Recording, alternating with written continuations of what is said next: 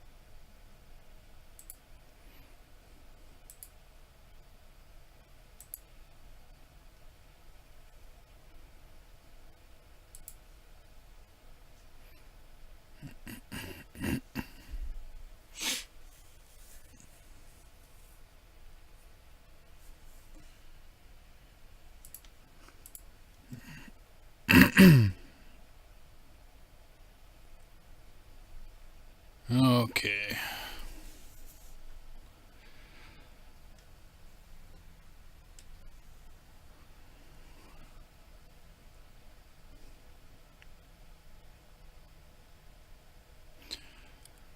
So what I'm going to do today is I'm going to go ahead and maybe hopefully someone will stop by the chat. If not, whatever, that's not a problem. I'll know for next time, but today I thought I would just give it a whirl and do a live road test.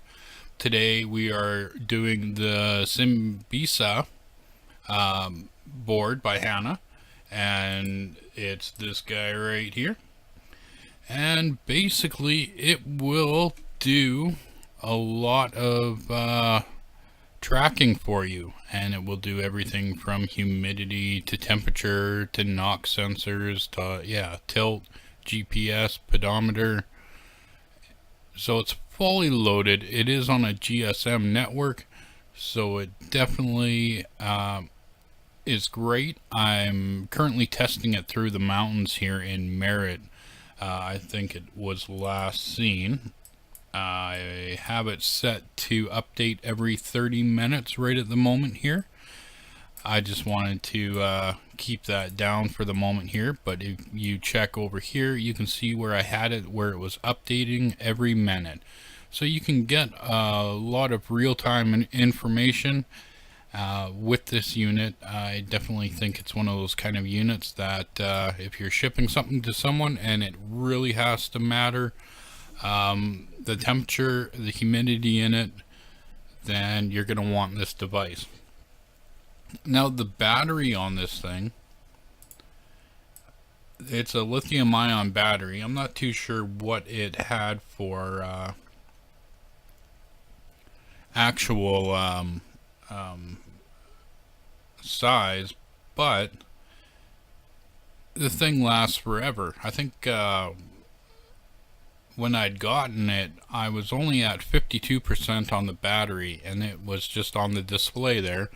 So on an idle mode, I think this thing will last forever, but I had mine basically just so I charged it up. It took me oh, I don't know, half an hour or so, and it was fully charged, and it didn't drop uh, below 100 while in the standby mode here, while I was had the unit before I was testing it. So I thought that was pretty cool, that basically uses next to no battery, just being idle, and even still displaying on the e-ink display there. Now, there is a lot of little glitches when you first get started with this, and I wanted to kind of go over a few of them, just because it was a pain for me. So well, I might as well as inform you of what to expect. So basically, when I first started, I was like, all right, this is, everyone says it's easy, to get up and going. So I was like, all right, well, I will just plug it in. I went to the get started there, and it brought me to basically this page here. And in the resources here, right away, what you need to do, which I didn't see any information on, is you need to go and get the updater and the firmware from the website to put that on there. I think it might be on the website, but I wasn't really paying too much attention. I was more interested in the device itself and what it could do. So I did that. I had a little bit of issues with getting the updater to install correctly. Make sure your antivirus software is off. Make sure you have the C++ library installed. And that, if you go over to the support here, it's actually going to give you, if you go to the Symbisa, and if you go to the troubleshoot of the updater, and it will actually give you things to check over here. So after I did that, I installed the Visual C++ library, and right away it said install. Yeah, I installed just the 64 version and it worked, but then I went ahead and installed the 32-bit version of it as well. Sorry. So now that I've gotten that installed, I just rebooted the device, and then plugged it back in, and then finally the updater went through. So that was the main thing, was just getting that going on the computer. After that, everything else was easy. All I had to do was come over to the Symbisa website here, go over to the devices here, and then just add my device, and then it will step you through, enter your serial number, and then it'll go through all the other little steps to get it going, which is pretty quick and easy. And next thing you know, it's up and running and taking your credits.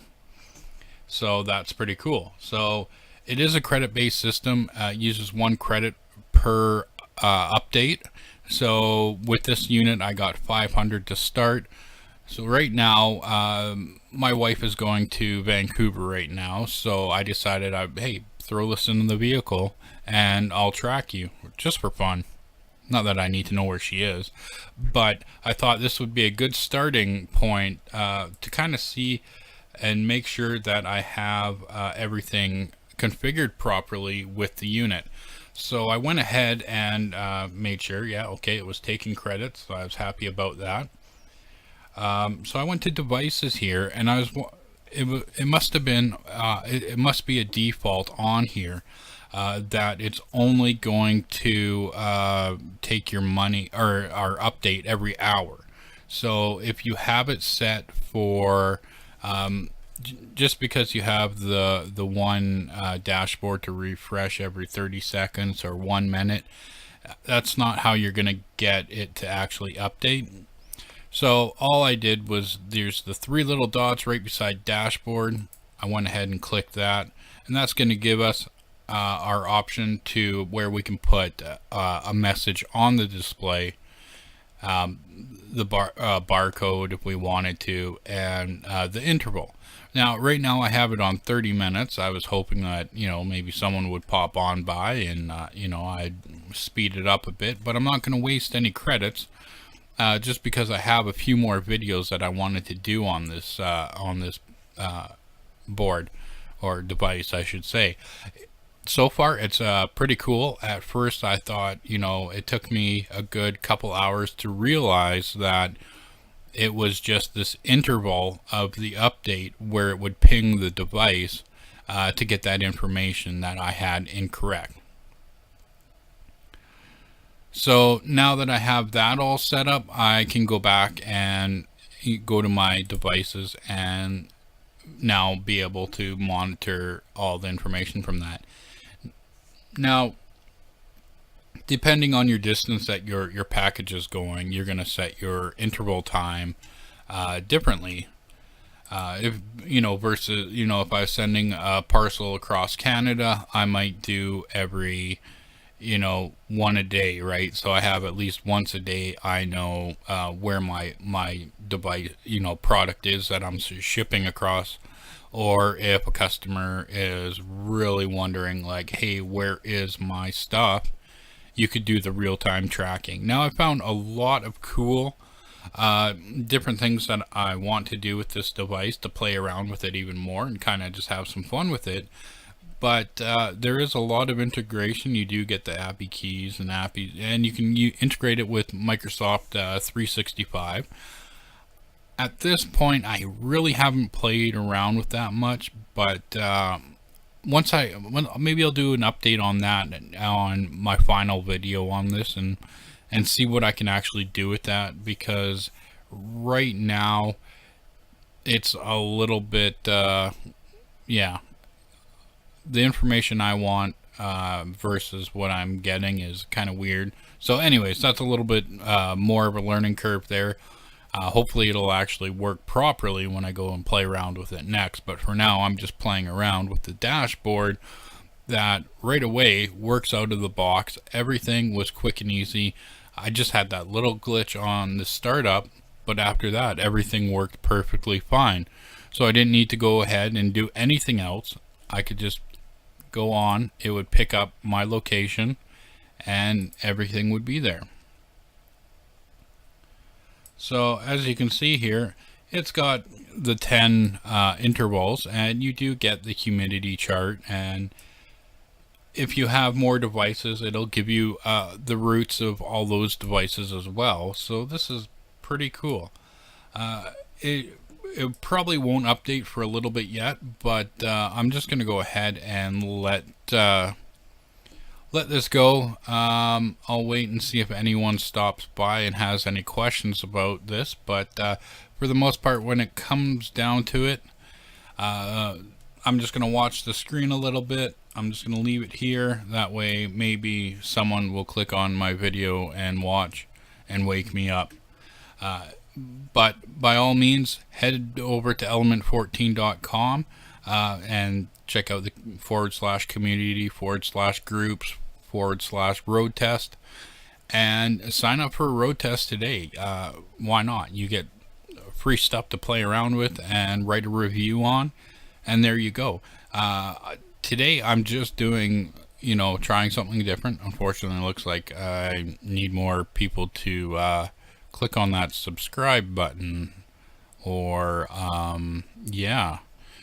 so maybe if everyone that does eventually watch this video, if you have a YouTube account, click on that subscribe button for me, because that would help me out. And let me know in the comments below of the video once I do upload this to YouTube. Let me know if you guys want to see more like this, and maybe I should actually set up a proper schedule for it. But I would certainly be interested in anyone's input on that.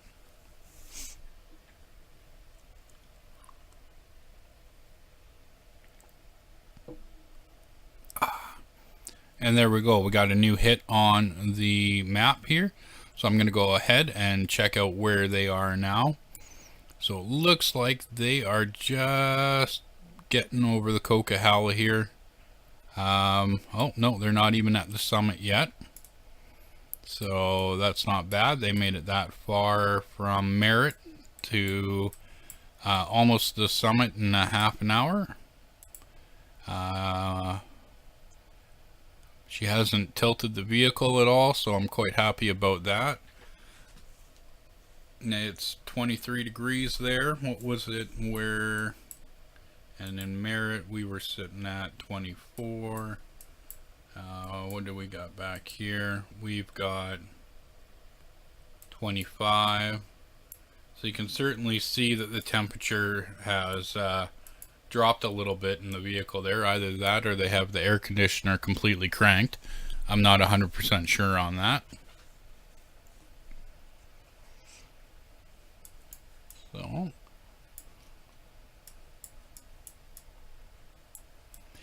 And then in another half an hour, it's going to update where they are next. So I would assume they should be pretty close to, I want to say Hope.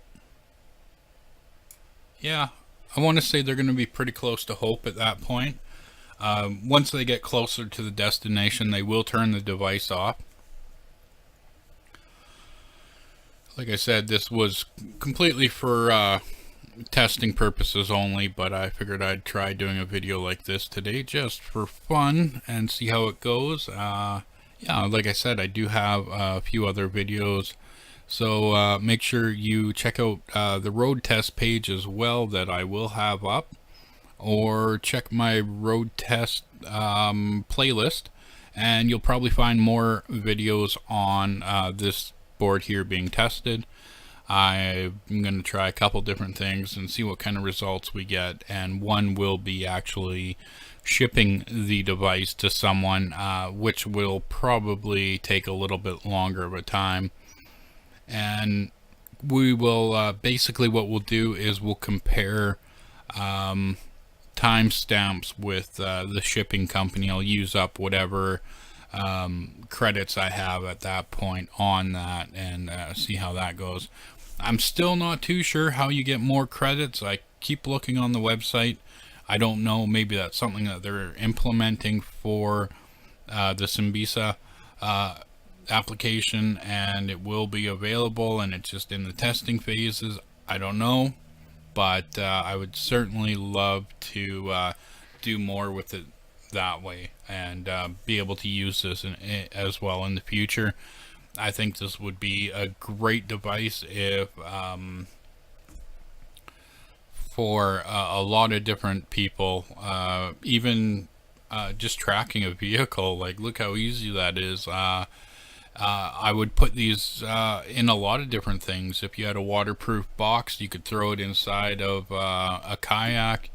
That way you know exactly whereabouts someone is on the water, or your boat is, or it's one of those devices. If you don't know what it is, you're not going to be able to tell that that's a tracking unit.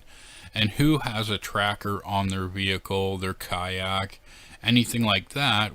This, you can certainly put it in multiple places, even inside probably like a DVD case or a video game case, and no one would be the wiser of what it was if you had it on the ground somewhere in your vehicle, or in the trunk under, in a wheel well, or anywhere. So it does have a lot of different applications. I do see I am not getting any viewers, so I don't know. Anyone want to come and talk to me? Here, I'll put that up.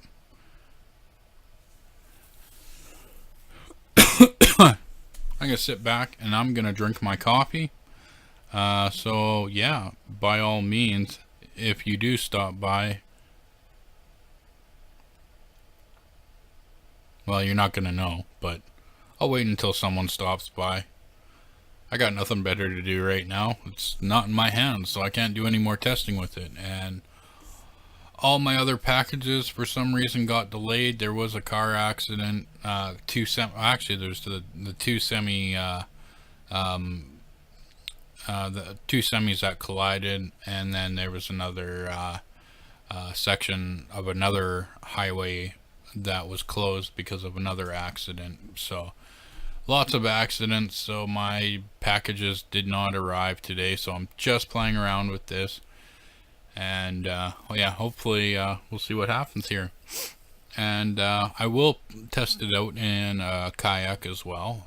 Like I said, it's going to update on here, so we'll be able. The only thing I wish you could do would be to be able to update the intervals that it pings it on the dashboard as well, versus just the one dashboard or through the device settings. But I get it.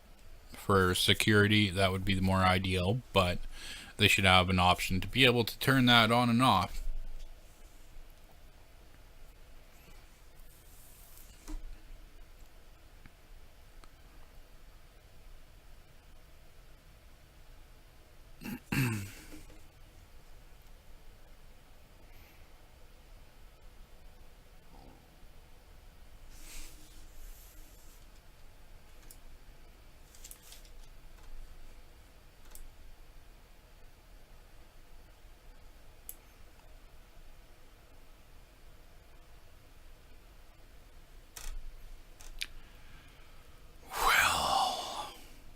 I'm gonna have a coffee. That's that. I cut my mic off, but maybe I didn't.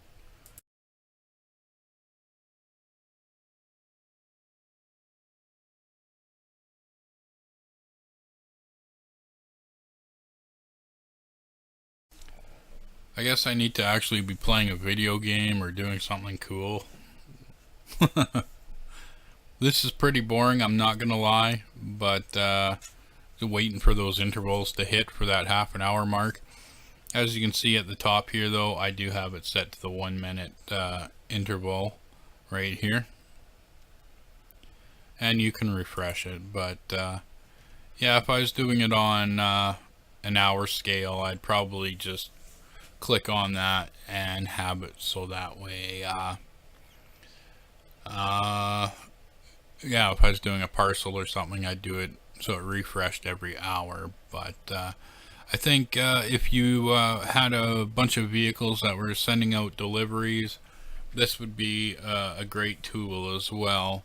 If you had a delivery truck, you would be able to have it running live, and then let's say Joe gets in the pizza vehicle and he's got to deliver said pizza to so and so. Well, in the pizza box or whatever, the pouch or whatever, you could have it so that, you know, that starts up as he goes out the door. You can check that intervals. You could go, okay, well, it should take him 10 minutes to get there. Put it on, you know, a 1 minute interval and test it out. See how long it does take him, or if he was really slacking, if he made a detour.